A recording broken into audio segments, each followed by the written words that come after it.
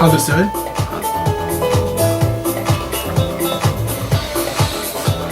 Welcome to Tunis International Radio for this Tuesday edition of the English language program with the maestro Grislain for the technical assistance, and I'm your host Adnen Chaouachi. My guest for this Tuesday edition is Cyril Grislain Karray. I won't present Cyril because he will introduce himself to our listeners. We'll talk about his book, La prochaine guerre en Tunisie, La victoire en 5 batailles, or the upcoming war in Tunisia, the victory in 5 battles. I'm expecting your questions and feedback on my Facebook page, RTCI, the English language program. Stay tuned, we'll be back.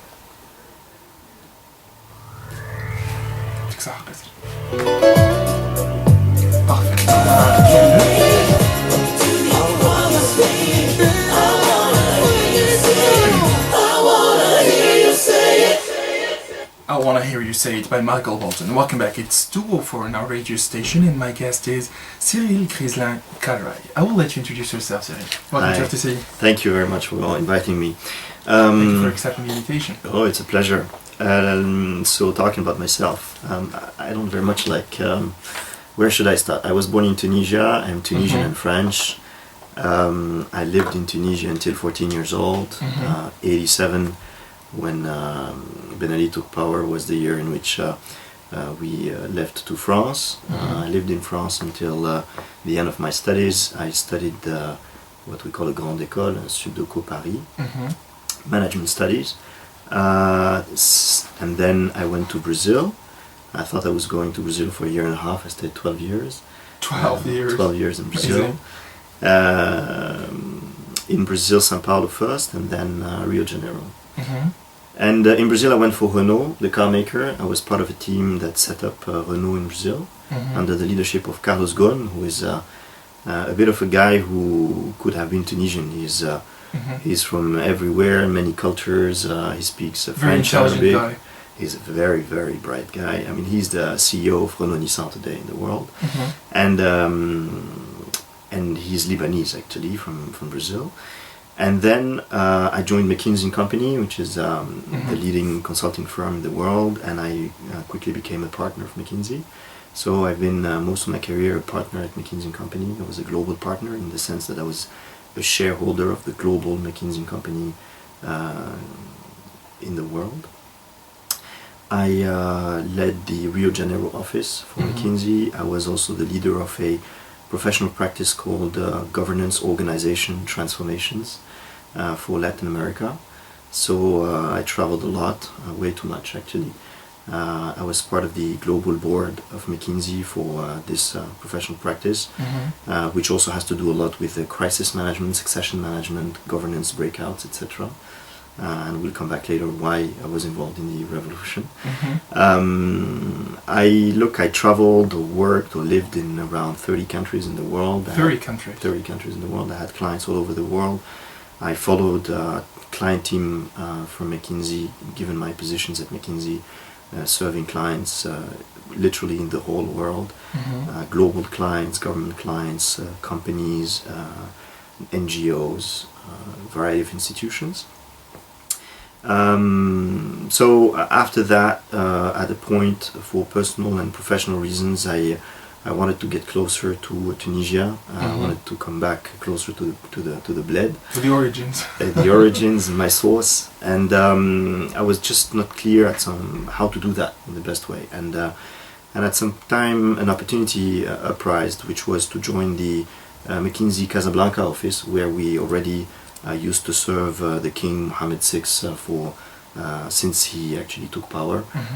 My partners in Morocco, and I have no credit for that. My partners in Morocco basically shaped the strategic agenda of the new development of Morocco for the King. So a variety of programs now well known in Tunisia, like Emergence, Maroc Azur, Maroc Vert, etc., were designed by my partners.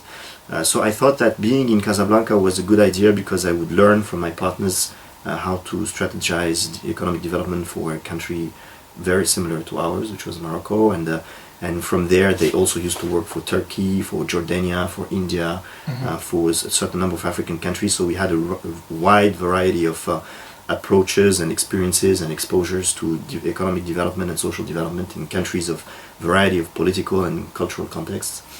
The second reason is that I didn't want to live in the Benelli's Tunisia. So Is this why your family left in 87 and you came back no, in it's a coincidence. 2011? It is a coincidence. It's a coincidence. It is a coincidence. A number of coincidences like that in my life. You see another one. I didn't want to live in the Tunisia under Ben Ali's ruling, but I wanted to work for the country. So the compromise I found was to actually come on Monday and leave on Thursday every week. And the work I led studies for development, economic development and social development for the Tunisian government at that time, under establishing a number of very hard conditions to work together, including conditions of transparency on data, conditions of ability to say whatever we thought was the right thing to say, etc. It was. It took a long time. It took 9 months to get to terms in agreement with the government of how we would work together. So it was difficult at that time. Because and that's what brings me back a bit to Tunisia. Diving into the reality of economy and the social situation of Tunisia that deep during a year and a half, I realized that, and I started to say overtly and including to the government, that we were sitting on a social bomb. So at that time, on a social bomb. On a social bomb. I said, look, it's been years and years and years that we've been accumulating so much, uneven development for the country, so much uneven wealth distribution. We've been telling people on the coast of Tunisia to close their eyes and the rest of the Tunisian people to shut their mouth down. And at some point this is gonna explode. When, I don't know, in which shape or form, from where, I have no clue. Rdaif in 2008 already gave us a hint that things were very uneasy in the country. And at that point in 2010, I started to be quite voicey about my conviction that we had to be extremely radical and extremely transformational in the way we approached society, institutions, development, etc. And I've been voicing out a number of ideas at that time, things that were considered opponent kind of talk, if you want. But at that time I was still a partner at McKinsey, so I couldn't go public about this. So these talks were mainly done within governmental... secret talks? Not secret, it's... private, let's say. Private talks. Yeah, it was not secret because I was talking also with business people, with business leaders, with business families in Tunisia, a number of well-known opponents at that time, etc. And I said, look, the depth of the difficulty and the toughness of what's coming ahead is just huge, and we don't realize how much we have broken our country into, and how much we've been actually saying we were, the economical miracle, the best student of the World Bank, etc. All of that was just a crappy conversation, and we were lagging behind a lot the development in the rest of the world, because development is a relative thing, it's not absolute. So even if you have 4 and something % growth, which actually was not a real growth, because a lot of that was just capital infusion and construction, doesn't create jobs really. We were lagging behind our direct competitors, which were growing faster than us, and even if some of them were starting behind us, the speed of growth is absolutely fundamental indicator in how you are able to bring your people along with how the world is going. So all those ideas at that time, when I was voicing out these ideas, this is what we should do. We should, change the Code des Investissements, which is the investment code. We should create new industries. We should change the governance of economy. We should change the way we cut our countries, too many governorates, etc. At that time, people consider me whether crazy or opponent or pessimistic. Tunisians hate talking about reality when it sounds dark. And at that time, again, position yourself, it's 2010. My people around me and the people where I live, my neighborhood, my friends, my family, the people I work with, they all thought Tunisia was a paradise. So when I used to say that, they said, you don't understand the country because you're not living here. Outside. You're living outside, and a bunch of things like that. I said, look, it's you don't have to live inside the country too much. Actually, if you live inside the country, you might be closing your eyes because you got used to something, you got acquainted with a certain way of doing things, and you're in acceptance mode for a long time, so you cannot be objective about what's going on. But anyways, at the time people didn't listen too much, and then the revolution arrived. So actually, the other coincidence is that I landed in Tunisia with my kids and family on 17th of December, which I consider the 17th of December. Yeah, which I consider the date of revolution, which is another coincidence again. 87, 2010. Yeah, I have others like this, but let's stay on few coincidences like that. Just one question Yeah. before moving to the Yeah. revolution. Yeah. Iman Karray is asking you on Facebook, Yeah. did the government listen to you? Look, at that time, 2010. yes, they very much listened to me because they were realizing very much what was going on, and that explains a bit the things that people don't explain. What happened in the revolution, why people behaved this way from the other party, etc. Is that the administration and the government, they knew what was going on, and they knew the thing was really deep and really tough. And what was very difficult at that time, because a number of people had done many studies, and a lot of people. I mean, it's been a long time since a lot of experts are saying what we should be doing, in tourism, in investments, in textile and everything, and studies were piling up the seedings. So, knowing what was going on in that circle of state, they knew. Mm-hmm. What was extremely difficult for them was to say it bluntly to the former president and his team. They didn't have the courage to say that. So the good thing for them is that I wrote things. McKinsey wrote things. I led the team, and then they transferred the document to Carthage, and they said, "It's not us saying. These guys are saying, These experts are saying, foreign experts. Yeah, you might want to have a look because maybe there is something really interesting, but maybe they're too tough also, etc." So they were a bit bizarre, but anyways. And the other thing that was, and we didn't realize, is at the stage at which the former regime was paralyzed in action. Do you think they were paralyzed in action? Yeah, I saw this every day. I mean, to take this, I mean, we had the plan ready, maybe a year before the revolution. No, I'm exaggerating. Let's say we had the plan 9 months before the revolution. Mm-hmm. And during 9 months, to get them to do the first 5 actions was a nightmare. And one of our main problems, and I talked about it in our book, is that we are full of ideas in Tunisia. And you have a bunch of people who have bright ideas where we should take the country and what we should do about all the problems we have. The number one problem we have in Tunisia is not having the good ideas, it's execution. And the regime was in the end of the regime, and they were zero in execution, absolutely zero. The thing they knew how to execute was roads, etc. Because it doesn't have to do with the human situation, it doesn't have to do with the software. It's automatic. It's hardware. Once you decide you want to do a piece of highway from Hammamet to Sousse, then you got people getting the thing down, and you put concrete and on the land, and that's fine. Mm-hmm. But when you get to things which are much more sophisticated, which is changing the rules of the game, how to upgrade the capacity of management in our administration, how to integrate productivity among the workforce, how to redirect investment in non tangible assets like software development or the job you do, offshoring or health exports, etc. All of that, they didn't know how to do that. That was extremely sophisticated for the ability to move, and they didn't know how to do that. So they listened, yes, they did listen, but they were paralyzed. Cyril will have a short break with music. We'll listen to Show Me the Meaning of Being Lonely, and we will be back in about 3 minutes. We will talk about how you landed in Tunis and your experience during and after the revolution, and your book as well. We'll be back in about 3 minutes. Stay tuned. Show me the meaning. I can't be there when you are. There's something missing.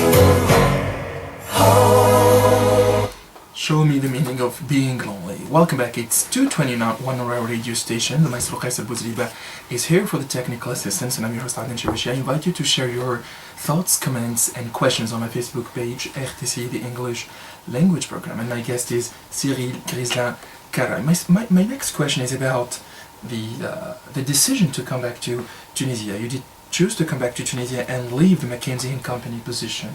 Why did you land here in December 2010? Look, it's a number of reasons, but to make it short, I was feeling something was going on.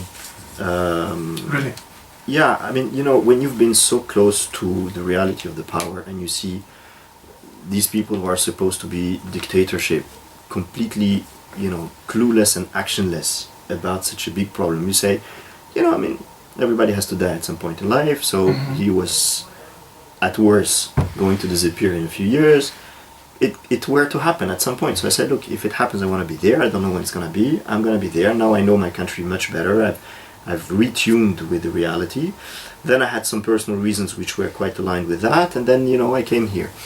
I came here by coincidence on the 17th of December. Then I was taking some vacation. During the vacation I got a lot of information because I was already well connected in the country, and people told me a number of things, what was going on, and preparing Siliana and preparing Sfax, etc. So I felt things were going on, and so I accelerated my leaving of McKinsey's because McKinsey & Company doesn't allow anybody, and especially partners, to do any sort of politics in any shape or form. So and I felt like I wanted to be free to talk, I wanted to be free to do whatever I want and be relaxed from my obligations. So so the thing was already on the path, and then I accelerated this to finish at the end of the year, and then I was free to dive, let's say. Free to dive. Free to dive. I like the expression. Yeah, but then yes, but I left behind quite it was a privilege and a very prestigious thing to have been elected a partner of McKinsey. It's half of my friends and family still consider me completely crazy to have turned back my shareholdings in the firm, which I will never be able to come back anymore, because once you leave McKinsey as a partner, you never come back. It's over. But I, of course, do not regret that at all. I've changed my life since then. So on 1st of January, I was totally free of my movements.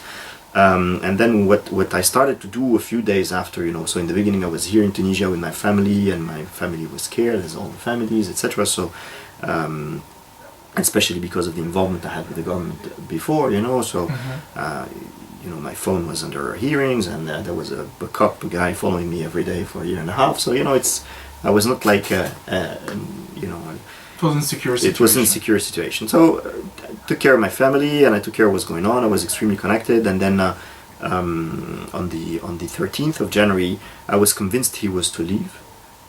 In a way or another, I might have been wrong, but history said he left. So I started writing something which is called Manifeste pour la Tunisie, which is the first thing I published on Facebook, because I opened my Facebook account on the 15th of January in the morning. I spent the whole night awake, etc. And then I realized the guy, he left. So I said, okay, so it's time, because time to work.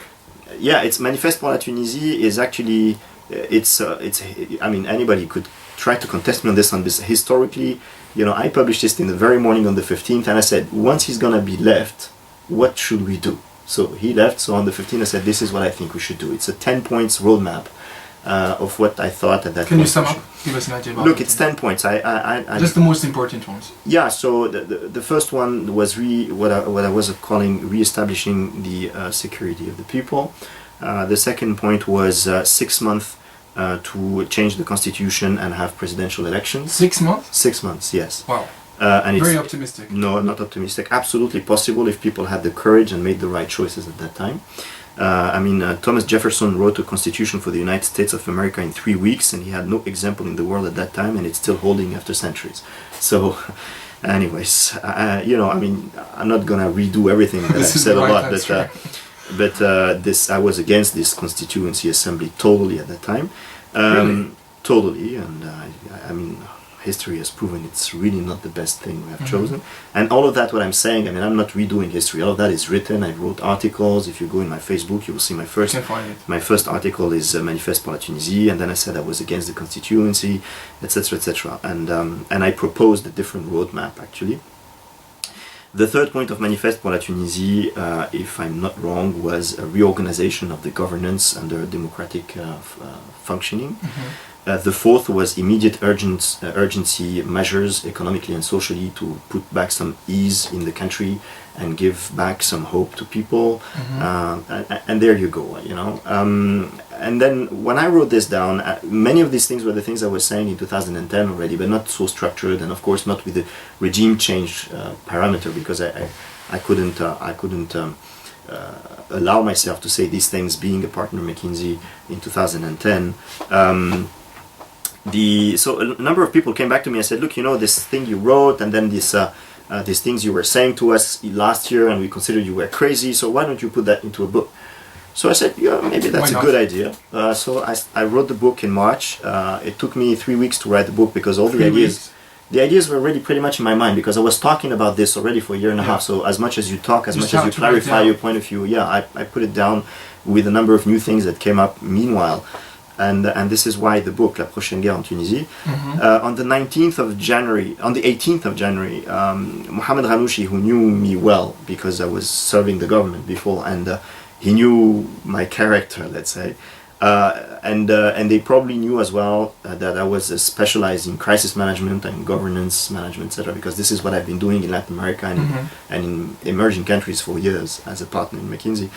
So they called me and said, look, situation is hard, could you come up and help us with some other guys to actually set up a communication structure? Strategy I said, look, you know what, I mean, if you want a communication strategy, a structure, we can work on that because definitely you need to communicate better, but you have a much bigger problem than that. You have a strategy problem, you have an understanding of the situation problem, you have a political problem, you have a security problem, it's a crisis, it's a total crisis. So so I went in, I spent a month there. I think I contributed to a number of things which I consider backwards now have been positive to the country, hopefully, and to the people. I've tried a number of things which I didn't manage to get through at that time, and this is why I left in very tense terms with the ruling people at that time on the 17th of February. I left after a month.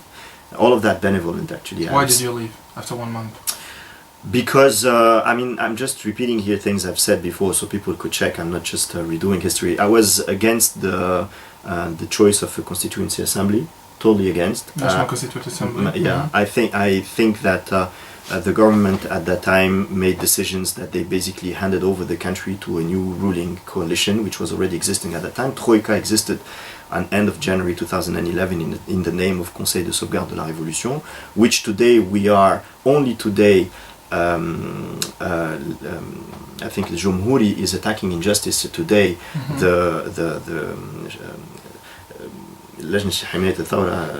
do we call them?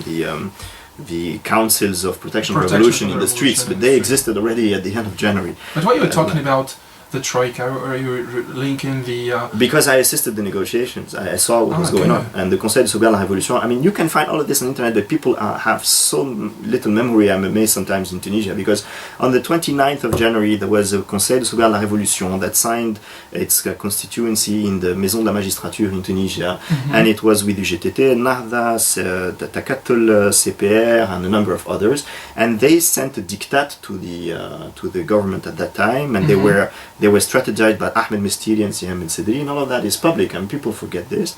And they sent a paper which I got from the facts in the Palace of Carthage at that time, where they asked things that are absolutely unacceptable, which are in the internet today. If you go Conseil de Sauvegarde de la Révolution and you see the 10 points they requested at the time, everything is public, unless they took it off, but I have it in my computer.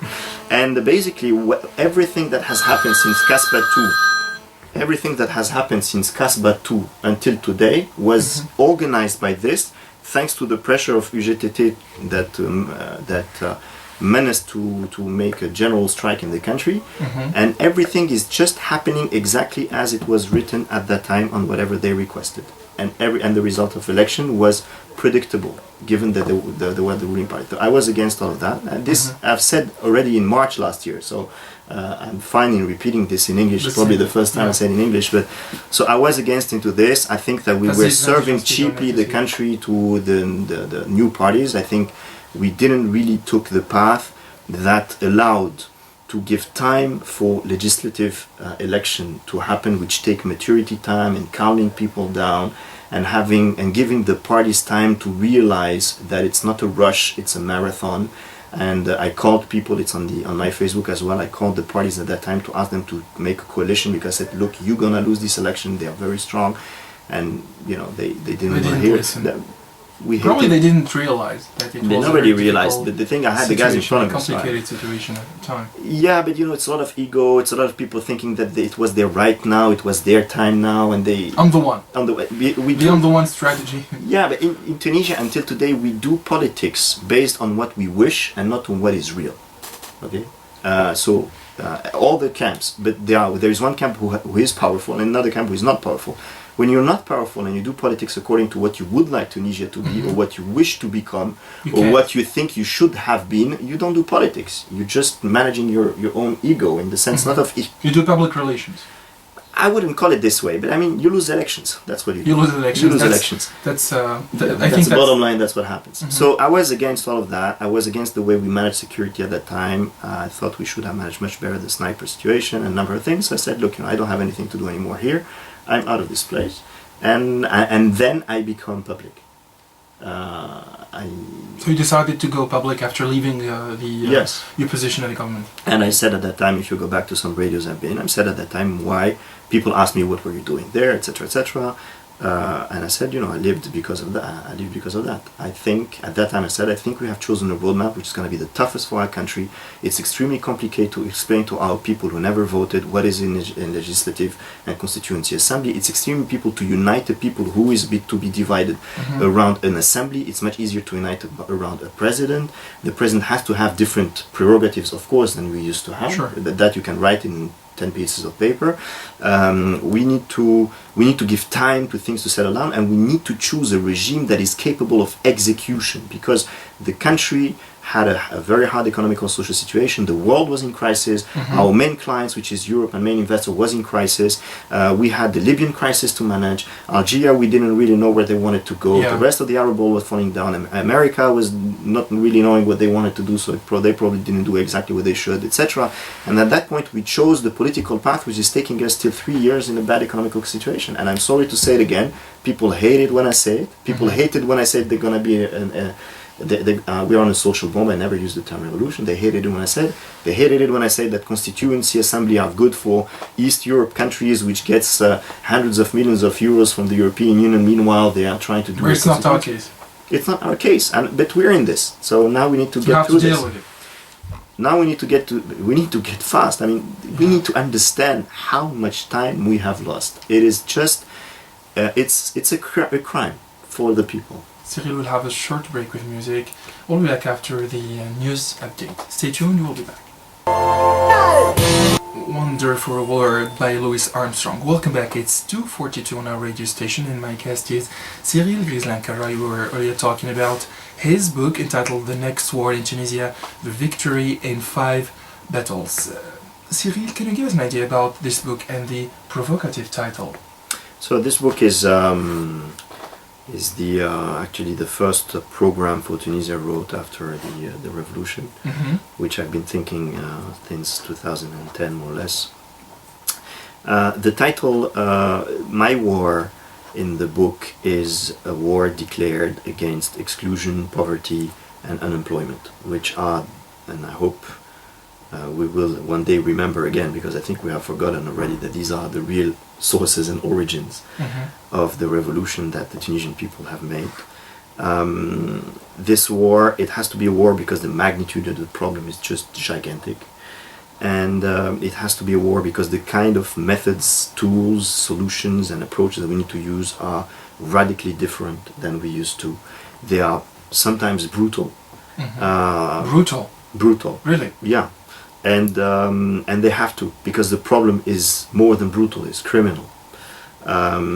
You don't solve the origins of a revolution with our historical way of doing, which is in Arab we call siyasat al-tadarruj or al-marahil, which is the politics of small steps. The politics of small steps took us where we got. You think it doesn't work? It might work in some contexts, but it's not going to work anymore in our context, and this is why we have what we had. We need to transform the country. We need, and for that, and this is actually the main message of my book, we need to transform our own mindsets. The limits or the possibilities for Tunisia in the future are within our mindsets, nowhere else. The problem with mindsets is that when you say in the street or in a coffee or in any place that the problem is mindsets, everybody will agree with you. When you start saying, but then it's about your mindset, Mr. or Miss, then everybody disagrees with you. It's mindset change is, of course, the other people's mindset, not yours. But there is at least one thing we seem to agree upon in Tunisia, and everybody agrees that it's a problem of mindset. It's a problem of mindset before anything else, and it's also a problem of capabilities. Our policies, educational policies, our professional training policies, our political history have skewed our people and our youth towards types of capacities, ways of thinking, ways of imagining, levels of ambitions, ethics of work that are not at the level of the challenges we have, and they are not at the level of the competitivity we face, and they are not at the level of the heavy legacy that we have on our shoulders. So this is why I call the book a war, because I wanted to put it at the right level, in my point of view, of the level of energy, of the level of sacrifice, of the level of fight that we need to reach to get our country where I think it could get if we did what is right, which I think our country could become what I call the Singapore of Africa and the Switzerland of Mediterranean. The fundamental intrinsics and the structural opportunities and the structural resources and our geographic position, our history, our culture, the positive and the fantastic sides of our popular culture and our heritage, who we are, if we are well governed and if we are ready to do the kind of jumps and make the kind of battles that we need to make, we could become the Switzerland of Mediterranean, the Singapore of Africa. Cyril, Tarek Saidani is asking on Facebook, are you calling for a shock therapy for the nation in order to change mentalities? The nation has called for a shock therapy in order to change the mentality. It was a revolution. And I'm just writing at the level of what happened. My book is just the consequence of the power, of the energy and the desires of the upraising of the Tunisian people. And that is the level of shock that we need to respect and that we need to work for. And I think that today we are working for the level of small shock that a number of politicians are trying to find a way to rule a country, whether because they wish they had for the last 30 years or because they are convinced they should be the ones to be ruling this country. But I'm not seeing, if you look at television, if you look at the debates, which I'm not looking at television anymore, I'm not listening to national radio anymore. People spend their time talking about things that have nothing. Listen to Adesi. People and politics are spending their time fighting on absolutely irrelevant topics. Absolutely irrelevant topics for the reality of where we came in this revolution that we have not done. I have not done this revolution, and the people who are sitting in television, for 60% of them, have not done this revolution. They talk about it in a way that I think absolutely unrespectful to the youth and the people who gave their lives and blood for this revolution. And we are not talking about the right things. Today we should be talking about, look, we are about to be below 100 days in foreign exchange. How are we going to buy food for these people in the next 6 months? That's an important question. This is the right question. This is one of the things I'd like people that are ruling this country to be discussing about. More. Do you think they are not discussing this issue? Not much, and they are not taking the right approaches, because the political, the economical approaches and social approaches that are being taken are more or less the same that the old regime. It's more or less the same way of doing. A bit more of this, a bit less of that. There is nothing structural. There is nothing transformational. Does this mean we have the same strategy with different faces? The Nahda program, economical side of the Nahda program, was very much inspired by the way experts in the old regime used to think. The Nahda or the Troika? The Troika doesn't have a program as far as I know, but I think Nahda has. I don't think they had a program for election. And if you look at the economical side, I'm not discussing the society. Okay, you're talking economy. Just on the economical side today, and the social side, it could have been signed by Ben Ali. Really? Yeah, I mean, not saying that they have any acquaintance with him or anything, but it's just a good old way of doing. But good old way took us to revolution. And you're talking as an expert who knows about the background, who knows about the past, because you have an idea about what happened in the past. Yes, and in the past we have been calling our country a miracle.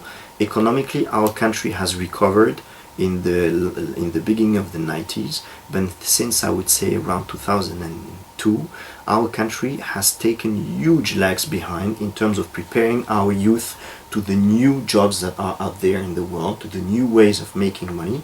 So this is why you find yourself today with almost 1 million guys and ladies and men with no work, and on the other side, people having factories are looking for 120,000 workforce to work there, and we are not being able to match offer and demand. This is absolutely catastrophic, but this is not the fact of the Troika. This is not recent. We've been accumulating this problem for years, and we have been thinking ourselves so high. You're the only one saying that. We've been accumulating this for years. No, I'm not the only one. No, other people say this. I'm not the only one. And at that time, so people, it was hard to say these things at that time, but some people used to say some of that at that time.